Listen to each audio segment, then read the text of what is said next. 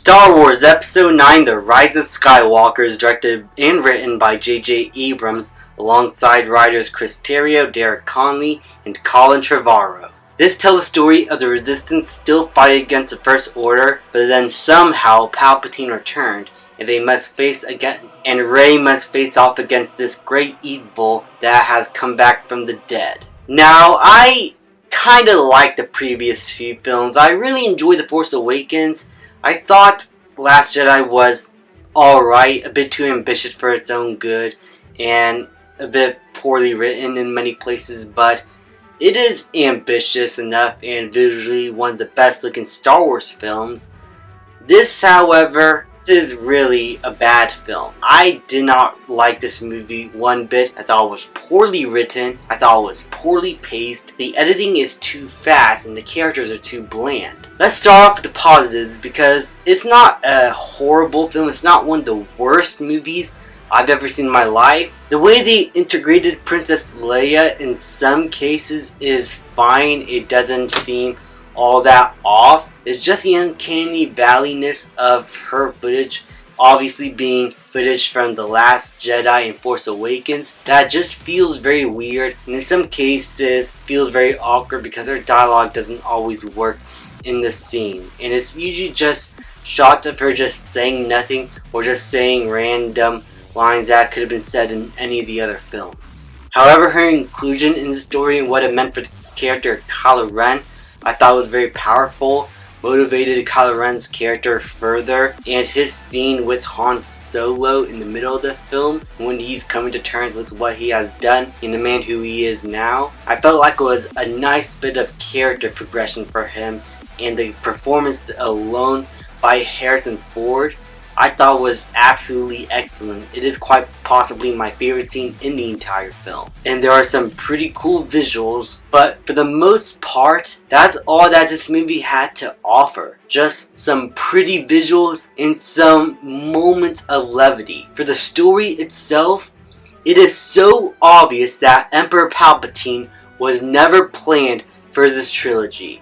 He was obviously put in this story as a last-ditch effort to have a big villain that's not just Kylo Ren and is some other cloaked bad guy that Kylo Ren needs to talk to, because Rian Johnson wrote Star Wars into a corner with the previous film. And his whole plan always changes on a dime. I don't understand his motivation because this is the first time we ever heard of Palpatine coming back in any sort of way.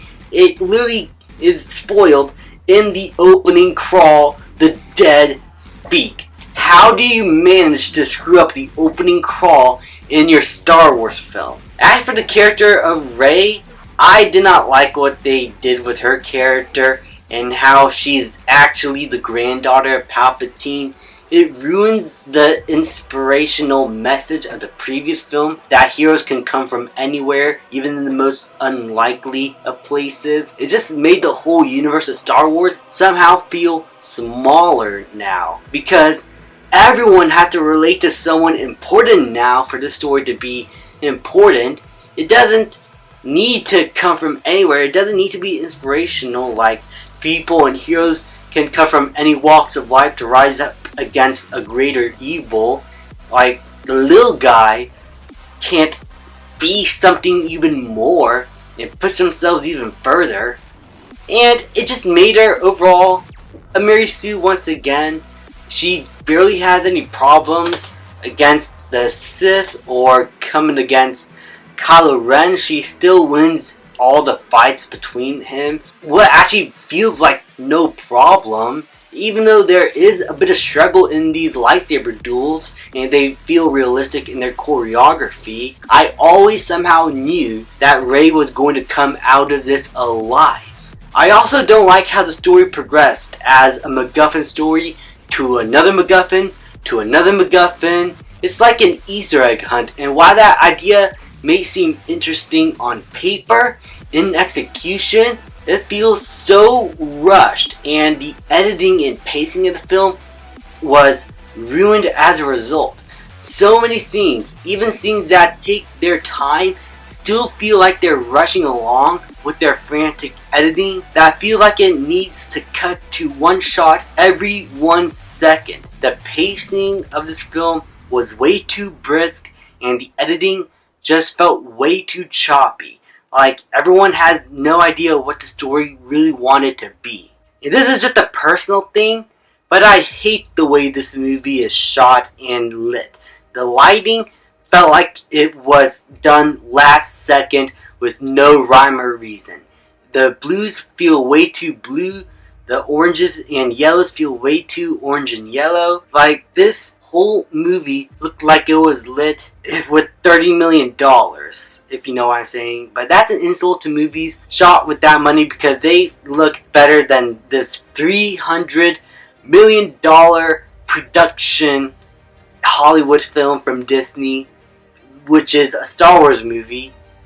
And this looked cheap, honestly. I didn't like the way this movie was shot and lit.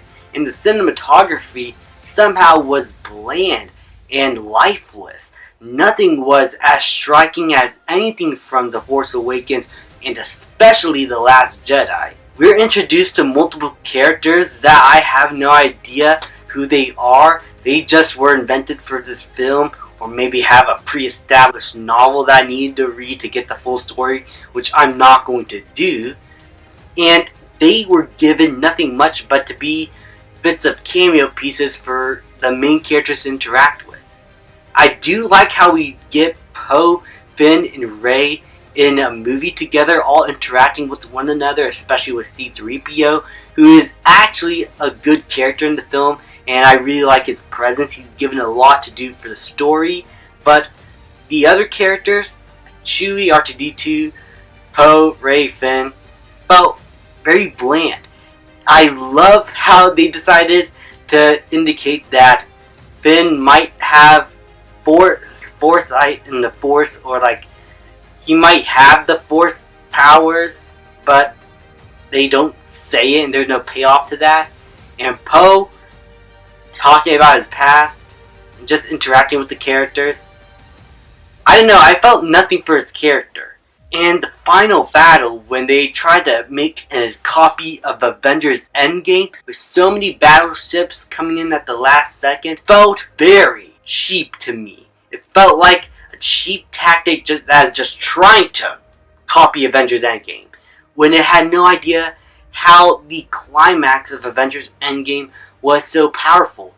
It was powerful because we were given time to look at all these other worlds in the MCU across multiple movies. We were given enough time in Asgard to care for the Asgardians, to care for the wizards in the Doctor Strange world, to care for the Ravagers who came to help them out, to care for literally everyone that has come back from the dead in the previous film. That's why when they all came back in the fight against Thanos, it actually worked and was an emotional payoff that was earned. But the problem is that with the ships that arrive here in this scene, I don't care for them because throughout this entire trilogy, I was not given a reason to care. I don't know where these ships came from. The previous movies didn't establish other planets that we go to that these ships came from. And not to mention that the designs of the ships are not iconic. If they were icons from the previous trilogies, like the Resistance ships in the original trilogy, or maybe some of the ships from Coruscant in the prequels, then I would have been given more of a reason to care. But no, they're just bland starships that came out of nowhere. The idea is good on paper, but the execution into getting to this sequence was given very little to do to build up to this emotional payoff, which came across as lifeless to me. Especially with the final battle with Rey and Kylo Ren, who's turned to the good side, now fighting against Emperor Palpatine and his Sith cultists. It felt cheap. I didn't care for the way he died because it felt like a copy of Iron Man's death. And then they decided to have the fan fiction kiss to end it off, that final battle. They celebrate. Rey goes to Tatooine for some reason, gets a yellow lightsaber from somewhere, takes the name of Skywalker for no reason that makes no sense at all because she's not a Skywalker, she's a Palpatine. Movie ends, and I lost my will to live like Padme. I hate this film. This movie to me was quite possibly trash. You know what? It is. There's a few good elements in here, but this was done so cheaply with no care whatsoever. And it was obvious that the decisions made here in this movie were obviously made by Disney as a reaction from The Last Jedi. The smart thing to do would have been to build upon The Last Jedi and actually improve on some of the things in that film and pay them off even better here. But no, they were too chicken for that. They decided to take the easy route, and as a result, this movie was a bland, forgettable pile of shit, and I don't recommend you guys go watch this movie at all. This is quite possibly the worst way to conclude Star Wars, which you shouldn't. This movie should have been amazing. This is Star Wars, a franchise that has survived generations and is quite possibly, next to the Marvel Universe now, the most popular franchise of all time. But Disney just saw money only instead of the legacy and impact it has. And while some things from Disney have been good in the Star Wars franchise, this is where it started to feel like they're just churning these movies out for a quick buck. And for that reason, I'm going to give Star Wars The Rise of Skywalker a D+. I am a lot harsher to this film than some other people who were very critical about this, but I gotta be honest, this movie was really disappointing. I had no idea how I liked it when I first saw it in theaters. I guess I was in a good mood, but all in all, I don't like this movie. I don't recommend it, and this is why I don't recommend watching the sequel trilogy as a continuation of the original. Just think of this trilogy as like its own separate thing, like its own fan fiction that starts off fine, then ends off terrible. And just think of Return of the Jedi as the true ending of Star Wars. Thank you guys so much for watching. Hope you guys enjoyed my Star Wars reviews. I had a lot of fun doing all these reviews, talking about some of the shows and many of the canonical films. And I hope you all had a really good Star Wars Day on May the 4th. And that's all I gotta say, and I'll see you guys next time.